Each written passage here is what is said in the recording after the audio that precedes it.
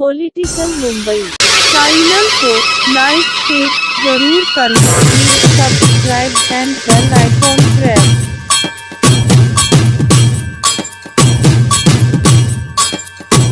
Political Mumbai में आपका स्वागत।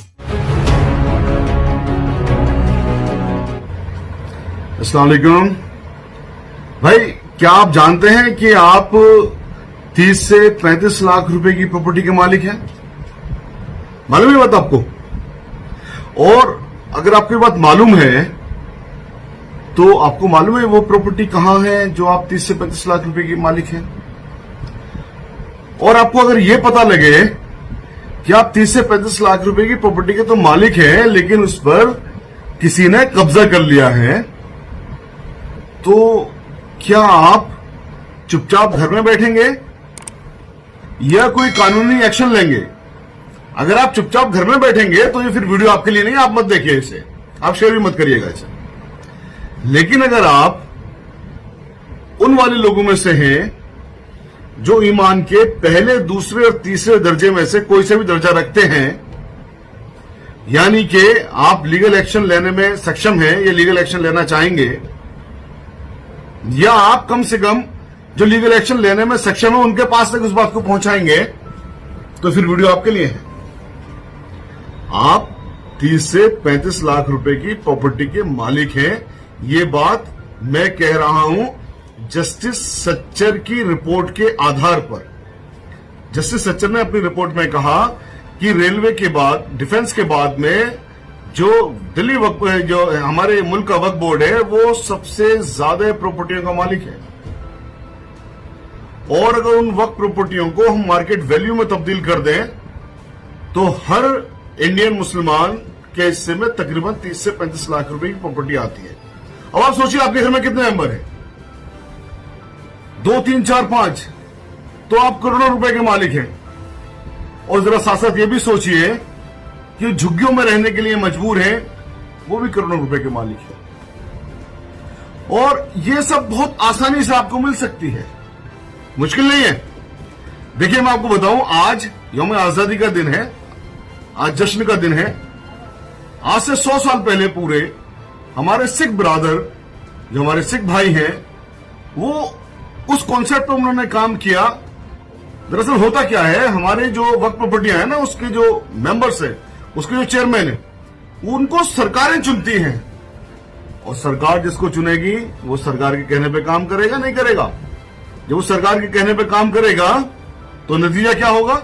यानी कि जो पॉलिसी सरकार को सूट करेगी वो उस पॉलिसी पे काम करेगा, चाहे फिर प्रॉपर्टियां बिक जाएं, प्रॉपर्टियां कब्जा हो जाएं, चाहे वो रिलायंस का मालिक उस पर अपना महल बनाए, कोई मतलब ही नहीं है, क्योंकि सरकार ने जिसको अपॉइंट करना है वो सरकार का चमचा है, इसमें कोई शक की बात नहीं है। सरदारों की प्रॉपर्टियां भी ऐसे ही लूट रही थी 1920 से पहले। उनके बोर्ड को भी, उनकी जो गुरुद्वारों की प्रॉपर्टी है, उनकी जो श्राइन प्रॉपर्टी है, उनको मैनेज करने के लिए भी सरकार ही अपॉइंट करती थी लोगों को। सरदारों ने आंदोलन चलाया 1920 में, 5 साल आंदोलन चलाया, 1925 में वो लोग कामयाब हुए। तो ब्रिटिश सरकार झुकी और ब्रिटिश सरकार ने कहा कि भैया हम अपॉइंट नहीं करेंगे आपके लोगों को, अब जो आपकी डिमांड है वो आप खुद ही अपॉइंट करिए। तो उनको दे दिया इलेक्शन। अब उनके में क्या होने लगा, 1925 में जो गुरुद्वारा एक्ट आया 1925, जिस पर महात्मा गांधी जैसे आदमी ने कहा था कि आज हम जंग आजादी की पहली जंग जीत गए, उसके अंदर क्या था कि सरकार ने अपने आप से लोगों को अपॉइंट करना बंद करके वो अपॉइंटमेंट दे दिया सीधे सरदारों के हाथ में। Ward level, block level, city level, district level, state level, national level, सारे लेवल पर उनका इलेक्शन होने लगे। उनके लोग उस इलेक्शन में पार्टिसिपेट करने लगे, उनके लोग उन लोगों को इलेक्शन जिताने लगे जो उनकी प्रॉपर्टियों की हिफाजत कर सकें, जो उनकी प्रॉपर्टियों से कुछ कमा के सरदारों का कुछ भला कर सकें। कर्जाए हंसना हमारा कॉन्सेप्ट है ना, मगर देखो उन लोगों ने उसको अप्लाई किया, क्योंकि उन लोगों ने अपनी वक्त प्रॉपर्टियों को, अपनी जो गुरुद्वारों की प्रॉपर्टी उनको मैनेज कर लिया उस इलेक्शन के जरिए। तो भाई आप कब जागेंगे? 100 साल से ज्यादा का वक्त हो गया, पूरे 100 साल इस डिमांड को सरदार 100 साल पहले जाग गए, उन्होंने डिमांड की, 5 साल में वो कामयाब हो गए। हम 100 साल बाद डिमांड भी नहीं कर रहे। और देखो ये जो सब्जेक्ट है ना, इसमें कोई शक की बात नहीं है, पॉलिसी मैटर है, सरकार बनाएगी इस पर एक्ट, कोर्ट नहीं कर सकती इसमें काम। हमने बहुत सारी पिटीशन लिखी है इसमें, और ये चूंकि सेंटर और स्टेट दोनों का सब्जेक्ट है, यानी कि सेंट्रल गवर्नमेंट भी इस पे एक्ट बना सकती है और स्टेट गवर्नमेंट भी बना सकती है। तो आप अपने अपने शहरों में, अपने अपने स्टेट में मांग करिए ना अपनी अपनी सरकारों से कि भैया सरदारों को तो जो चीज मिल गई 1925 में, उसकी हम डिमांड चलिए आप कर रहे हैं, हमें भी दे दीजिए वही चीज, तो अनोखी चीज तो नहीं मांग रहे।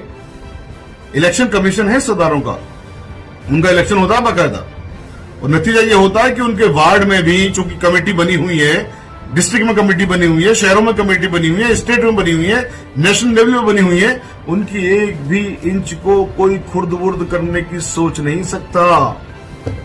आपकी कमेटियां नहीं बनी हुई है, आपके बोर्ड में जिम्मेदार जो बैठे हैं वो सरकार के लोग बैठे हैं, और फिर सरकार उनको खुर्द वुर्द करवाती है। इलेक्शन लड़ने को तो पैसा चाहिए ना। तो ये पैसे, ये प्रॉपर्टियां आपकी हैं।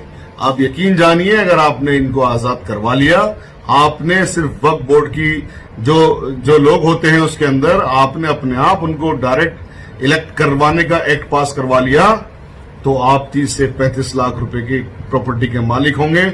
और यकीन जानिए, हिंदुस्तान के हर शहर में एक एम्स से अच्छा hospital, engineering college, medical college और बहुत सारे वैसे छोटे कॉलेजेस 12th लेवल तक के, पॉली क्लिनिक, नर्सरी कॉलेज, ये वक्फ बोर्ड की तरफ से बनाए जाएंगे। और जब ये होगा तो पूरा देश तरक्की करेगा, पूरा देश आगे बढ़ेगा, पूरी दुनिया में सबसे ज्यादा ताकतवर होंगे हम लोग, पूरे देश का हम बजट फाइनेंस कर सकते हैं, तो बेरोजगारी बिल्कुल भी नहीं रहेगी। एक के लिए इस चीज से आप बेरोजगारी भी खत्म कर रहे हैं, आप देश को भी आगे बढ़ा रहे हैं, आप देश के अंदर खुशहाली भी लेके आ रहे हैं, आप देश का बजट फाइनेंस करने में सक्षम भी हो रहे हैं।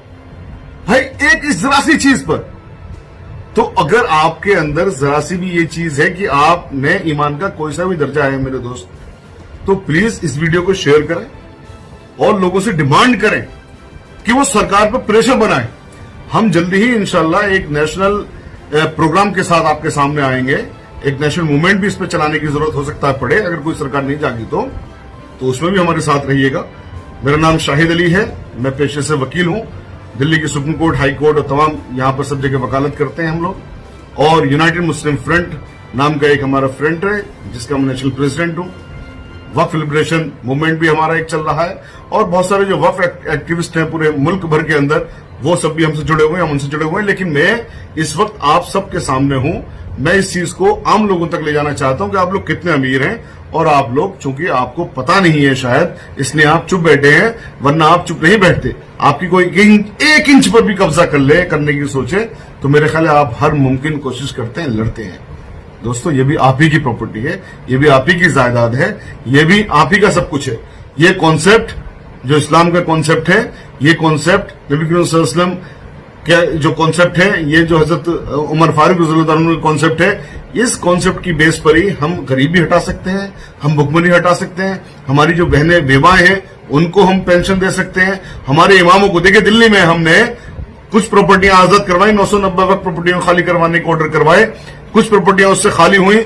हमने दिल्ली में इमामों को सरकार से 20,000 रुपए महीना तनख्वाह दिलवाई इस वक्त प्रॉपर्टी की कमाई से। अब सोचिए अगर सारी खाली हो जाए तो कितनी कमाई होगी, सब पूरा इंसाफ होगा।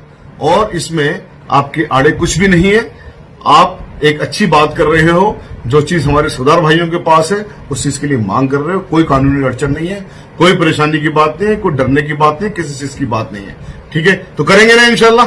मैं फिर कह रहा हूं, जो लोग अपने हक के लिए जरा से भी सचेत नहीं है, जरा से भी जिंदा नहीं है, ये वीडियो उनके लिए नहीं है। लेकिन जिनमें जरा सा भी तीनों दर्जों में से कोई भी दर्जा है तो ये आपके लिए है। आप प्लीज इस वीडियो को शेयर करिए और हमसे